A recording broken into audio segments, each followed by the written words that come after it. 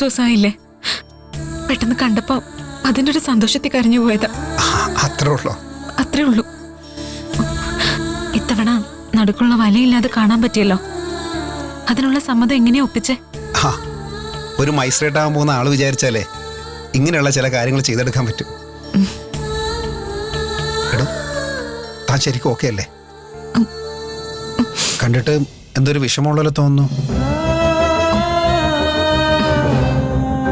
എന്തെങ്കിലും പ്രശ്നമുണ്ടെങ്കിൽ തുറന്നു പറ, നമുക്ക് വഴിയുണ്ടാക്കാം.